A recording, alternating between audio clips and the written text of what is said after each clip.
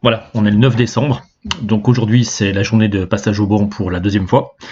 Donc le setup est super simple, les injecteurs à 450 cc sont montés, la nouvelle poulie du compresseur devrait en théorie donner 0,7 bar, 0,75 bar. C'est en tout cas les essais qu'on a fait un peu avant et qui fonctionnaient bien. Donc maintenant c'est les essais en conditions réelles pour peaufiner la cartographie et on va voir ce que tout ça va donner.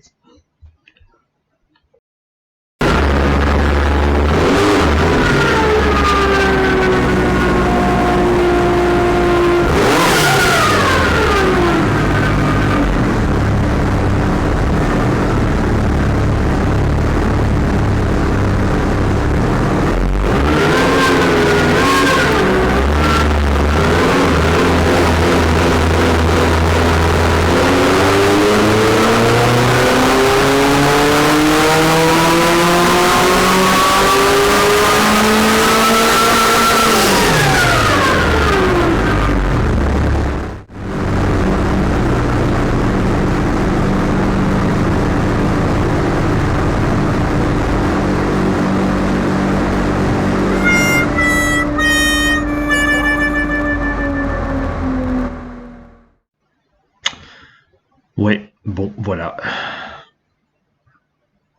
Toute évidence, il y a un problème avec le compresseur. On a fait plusieurs tirs. En fait, la vidéo, vous avez qu'un seul tir, mais on en a fait 4-5.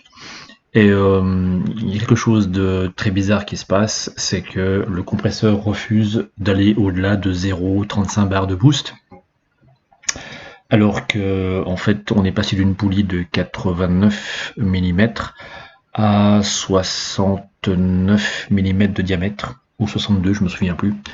Donc, si mes calculs sont exacts, et ils sont exacts, on aurait dû passer à une pression de suralimentation minimum de 0,7 bar avec ce setup là. Or, il en est rien. On n'a pas beaucoup plus de pression qu'avec la poulie d'origine et le dernier tir d'il y a un an en arrière. Donc, il y a un problème. Avec mon collègue, on a minutieusement inspecté les durites, voir s'il n'y avait pas une fuite, s'il n'y avait pas un problème avec la blow-off. On a tout essayé. On a même débranché la blow-off du circuit de dépression pour la laisser en position fermée tout le temps. Ça n'a pas fait grand chose, donc toujours pareil. On a inspecté minutieusement toutes les connexions, tous les colliers, on a retour serré, enfin bref, on a passé bien un quart d'heure, 20 minutes à essayer de tout contrôler et on n'a rien vu d'anormal ou d'étrange. Il n'y a pas non plus de fuite sur le plan de joint du compresseur, donc c'est pas un problème inhérent au compresseur lui-même ou à la veine de gaz, enfin il y a un truc qui est pas normal. L'intercouleur est en bon état, il n'y a pas de fuite non plus, et s'il y aurait une fuite, franchement, on l'entendrait, ça ferait un sifflement d'enfer, enfin, ça devrait être extrêmement audible. Donc voilà, on est un peu déçu parce qu'on s'attendait vraiment à faire des tirs avec vraiment de la puissance, en tout cas atteindre les 200 chevaux comme prévu, et c'est pas le cas. Donc ce que je suspecte fortement, c'est que le compresseur ait un problème, puisqu'en fait on se dit que c'est la dernière chose logique qui puisse arriver et que ça se passe comme ça. Donc la prochaine étape maintenant, ça va être d'inspecter toutes les canalisations, mais on va commencer certainement par débrancher le compresseur, le sortir et l'ouvrir et voir comment il est à l'intérieur. Je ne serais pas étonné que le problème vienne de là. Voilà, alors passons directement à cette étape. Ok, c'est parti. Donc voilà, le compresseur est là. Visuellement, de premier abord, il m'a l'air bien. Je ne vois pas de couleur d'huile ou de choses étranges. Donc on va ouvrir la face en inox qui est dessus, ici, pour voir comment est l'intérieur. Car je suspecte les lobes d'être fatigués. Pendant le passage au banc, j'ai pas pu dépasser les 0,35 bars comme dit précédemment. Et c'est pas normal. Parce que normalement ce compresseur doit pouvoir marcher du feu de Dieu. Quand je l'ai acheté, il était en bon état, je l'ai contrôlé. Les lobes n'étaient pas usés, tout allait bien. Mais malheureusement, il faut se rendre à l'évidence, le boost n'est pas au rendez-vous. Donc, il y a quelque chose qui ne fonctionne pas. Et pour ça, il n'y a pas 36 solutions. Le seul moyen d'avoir le cœur net, c'est d'inspecter la bête.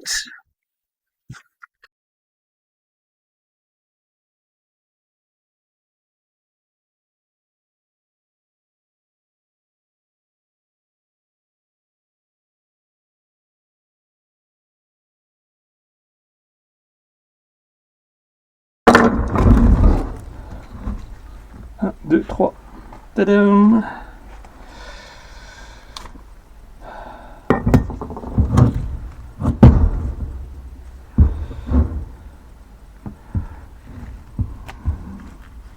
Bon, ben voilà. La sentence est sans appel. Je vous montre les dégâts. Donc, le coating du compresseur affiche le camp. Et comme on peut le voir, il y a des gros dégâts à l'intérieur. Quelque chose a dû lâcher pour une raison que j'ignore. Mais en tout cas, le compresseur est foutu. Je crois que la sentence est sans appel.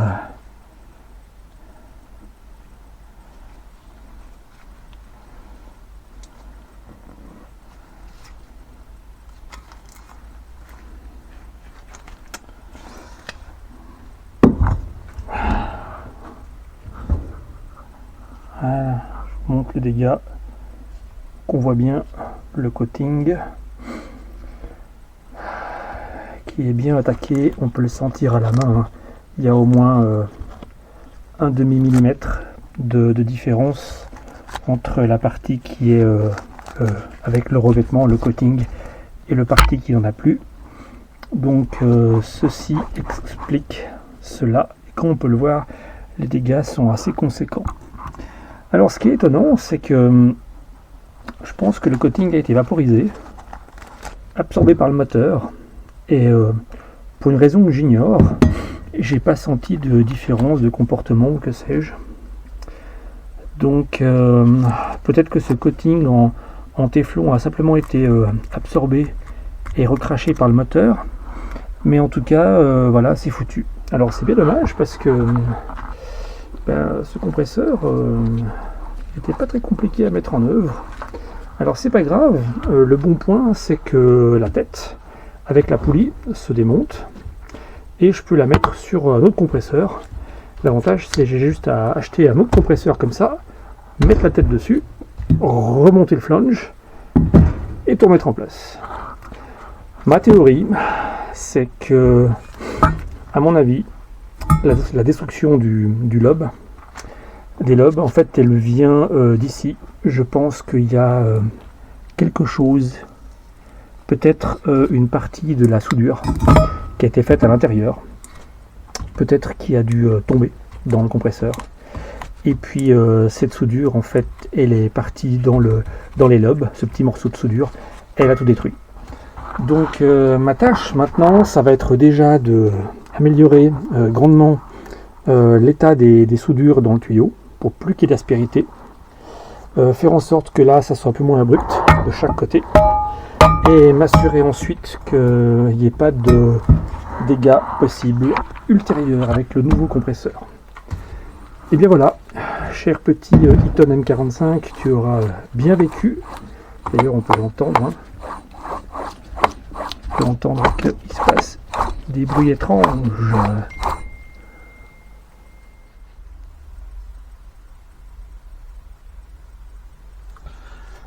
Voilà, donc deuxième étape, j'ai enlevé donc la sonde de température que j'avais installée donc dans le corps du compresseur pour monitorer la température de l'huile qui est à l'intérieur. Le carter du compresseur contient 110 ml d'une huile spécifique qui ne doit être en théorie remplacée qu'une fois dans la vie du compresseur, mais je crois jamais à ce genre d'allégation où c'est lubrifié à vie, donc j'avais préféré faire une vidange quand je l'avais installé et j'avais utilisé le trou de visite pour installer cette sonde de température. Pour l'huile du compresseur, c'est super important d'utiliser celle-ci. Donc c'est l'huile qui est préconisé d'origine pour le remplacement de l'huile à l'intérieur. Je ne connais pas sa composition, je ne sais pas ce que c'est, il n'y a pas grand chose d'écrit dessus, mais en tout cas le flacon contient 118 ml, et 118 ml c'est la quantité qu'il faut pour faire une vidange complète du compresseur M45. D'après ce que j'ai compris, certains disent que ce serait une huile de turbine d'hélicoptère, mais il n'y a pas vraiment rien vraiment d'officiel à ce sujet, donc il faut juste faire confiance à Sidelco qui fait cette huile et puis faire avec. Alors, maçon de température, c'était une clé de 14, très bien. Et maintenant, pour démonter donc les boulons qui tiennent la tête, c'est une clé de 8. Il faut bien aller de bon cœur. Alors, je vous annonce la couleur tout de suite. Si vous vidangez le compresseur chez vous, dans votre garage, faites attention à l'huile que vous utilisez, enfin l'huile qui est à l'intérieur, parce que ça sent véritablement, c'est une huile qui est très étrange au niveau de l'odeur. Ça ressemble un peu à du poisson, un poisson un peu pourri, même quand elle est neuve, et c'est pas franchement agréable. Donc si vous faites une tache aux vêtements, eh bien vous pouvez dire adieu à votre t-shirt préféré ou votre jeans préféré. Une fois que vous avez ce genre d'huile dessus, c'est très difficile de s'en débarrasser. Alors hop, voilà, les boulons viennent un par un.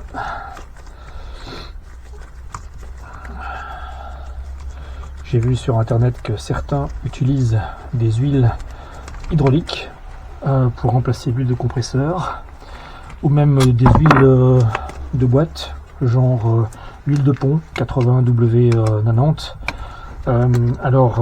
Chacun fait comme il veut, hein, mais je ne préconise pas du tout ce genre de manipulation, parce que vu les vitesses de rotation qui sont faites par les pignons à l'intérieur et les contraintes qu'ils encaissent, pour moi ces huiles là ne sont pas du tout adaptées à ce type d'utilisation. Elles vont vieillir extrêmement rapidement suite aux contraintes mécaniques et les températures, mais surtout la viscosité est bien trop élevée. Donc en fait vous allez appliquer des contraintes sur les pignons qui sont démentielles tout de suite à froid, et puis à chaud je ne suis pas certain que la lubrification soit optimale. Donc dans le doute, abstenez-vous, c'est la règle d'or. Moi perso, j'achète cette huile là, ça coûte pas cher, un petit bidon comme ça de 120 ml, vous allez payer ça peut-être, je sais pas, 15 francs, ça fait quoi, 15-20 euros on va dire. Ça vaut pas le coup de s'embêter si vous voulez que votre compresseur dure un peu.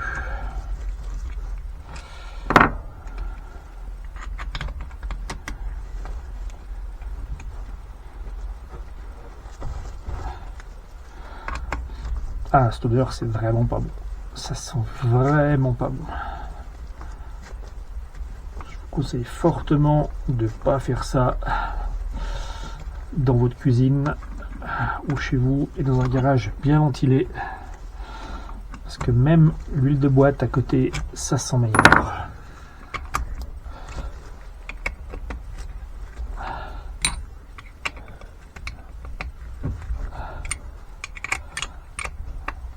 C'est un peu long.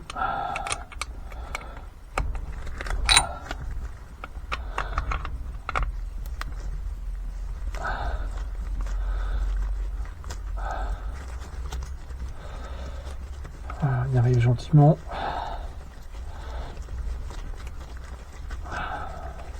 Voilà.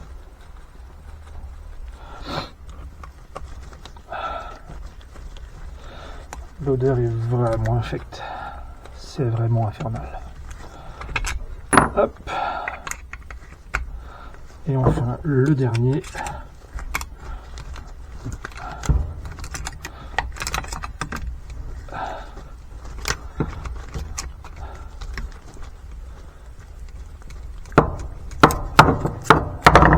Hop, là. Et maintenant, il faut un bon tournevis plat pour faire levier. Là. Et ça s'ouvre tout seul. Faut pas forcer, doucement, pas abîmer la portée. Voilà.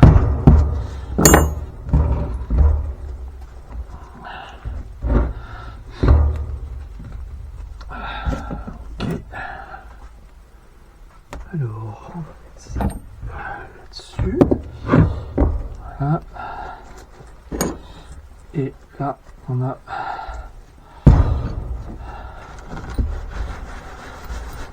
l'huile. Ok.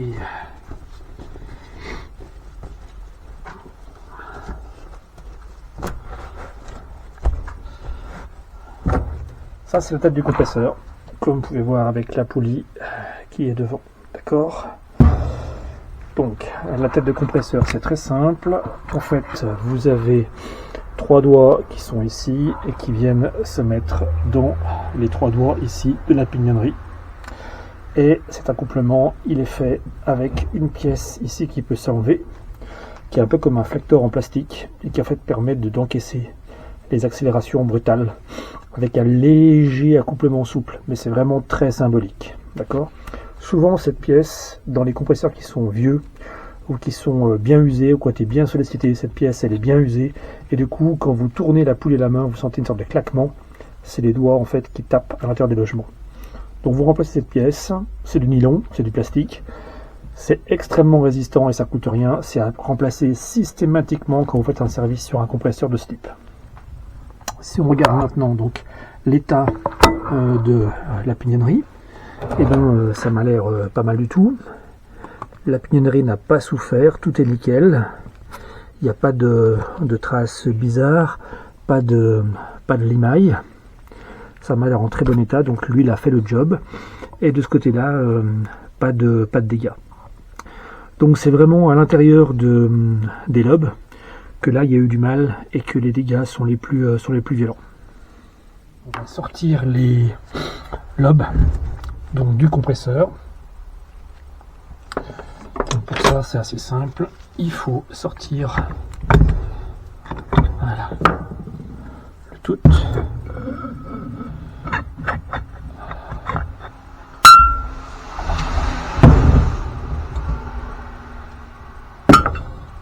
Et là on a accès donc au lobe. D'abord, l'intérieur du compresseur en lui-même. Alors, si on regarde en détail, eh bien, c'est pas si mal.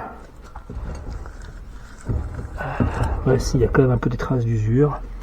C'est quand même un petit peu rayé. Donc, il y a bien quelque chose qui a frotté dans la partie supérieure, pas trop la partie inférieure. Au fond, on peut voir donc les cages des roulements à billes, en l'occurrence des roulements à aiguilles, et puis en bas, c'est l'entrée de l'admission du compresseur. En haut, c'est la sortie, avec de chaque côté les évents pour qu'ils soient un peu moins bruyants. Alors, pas de limaille, pas de déchets. Très bien. Maintenant, les lobes. Si on regarde les lobes en détail, alors on va mettre comme ça debout. Voilà. Alors, 3 lobes qui tournent comme ça, chacun l'un dans l'autre. Et puis comme vous pouvez le voir, en fait, au passage de chaque lèvre, ici, et de la lèvre suivante, l'air qui est ici était compressé dans le volume qui est là et expulsé. Donc c'est extrêmement simple. Certains compresseurs, vous avez connu donc l'AMR 500 que j'utilisais dans l'ancienne préparation, c'était 2 lobes, donc avec un côté évidemment un côté pulsatoire qui était plus important, mais surtout moins efficace. Sur les Eaton, c'est des trilobes, et sur les versions RS de Eaton qui sont utilisées par Magnusson, je crois, c'est 4 lobes. Donc 4 lobes les uns dans les autres, donc vous avez un rendement qui est plus important. Et vous avez une efficacité qui est plus importante pour des compresseurs plus gros. Mais le M45 Eaton et le M62 et le M65 partent sur une technologie 3 lobes à chaque fois, et franchement ça marche déjà pas mal. Alors si on regarde de très près, donc on peut voir la délamination, là, le coating qui est parti. On voit bien que voilà, c'est ce qui provoquait les pertes de compression qui étaient évidentes. Donc mon compresseur était devenu un gigantesque sèche-cheveux qui en fait n'était plus capable de compresser de l'air, juste à en sortir des gros volumes mais sans pouvoir faire de pression.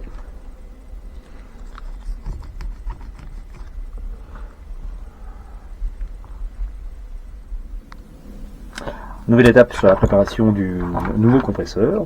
Donc comme annoncé, j'ai sorti le plénum du compresseur et puis je me suis occupé de bien polir et agrandir les conduits que j'avais fait avec les soudures. Comme ça maintenant tout est bien lisse, miroir. Voilà, il n'y a plus rien à l'intérieur qui pourrait tomber ou se détacher. Les soudures ont bien été toutes rabotées. Tout est bien lisse. Et puis ce que j'ai fait également, c'est que j'ai biseauté à fond les ouvertures et les entrées, un peu sur le même principe que les trompettes de carburateur, pour ceux qui savent ce que c'est.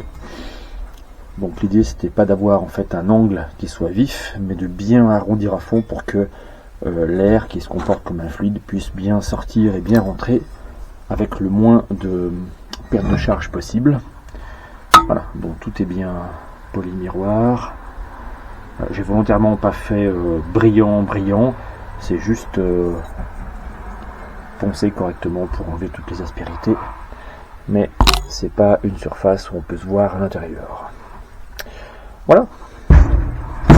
Et bien, ça c'est prêt. Maintenant, ce qu'il faut que je fasse, c'est un joint papier pour que je puisse remettre le flange avec le joint directement sur le nouveau compresseur qui normalement arrive lundi ou mardi. Voilà, dernière étape maintenant, faire le joint pour que le flange soit bien étanche lors du montage. La pâte à joint c'est bien, mais avec un joint c'est mieux. Donc j'ai une feuille de flexoïde en stock, je vais découper tout ça, faire les trous, et on se retrouve dans quelques secondes pour le joint terminé. Tadam, et voilà, donc le joint c'est fait, est à la bonne dimension. Ce que je vais faire, c'est que je vais le scanner, comme ça la prochaine fois que je voudrais en refaire un, il suffit de télécharger le fichier et je l'imprime directement, ça sera beaucoup plus simple. Voilà. Un dernier petit point à savoir par rapport à ce joint, si jamais vous en avez besoin d'un neuf, eh bien sachez qu'il n'est plus fabriqué par Mercedes, on ne le trouve plus en pièces détachées. C'est bien dommage, mais c'est comme ça. Cette fois on arrive au bout, donc c'est la fin de cette vidéo. J'espère qu'elle vous aura plu, qu'elle n'était pas trop pénible. Alors toutes mes excuses déjà par avance, hein. Je suis pas un pro du montage vidéo, de loin pas. Je bricole un petit peu, mais j'essaie de faire de mon mieux. La semaine prochaine, on verra quelque chose d'assez intéressant. On va s'attaquer à la tête du compresseur. Comme je vous l'ai dit, on va garder évidemment la poulie, tout ça, ça ne change pas, puisque tout est en très bon état. Par contre, on va faire une modification qui va être importante. On va utiliser la prise de température ici pour installer une arrivée d'huile. Et dessous, je vais percer et souder un raccord pour faire une sortie d'huile.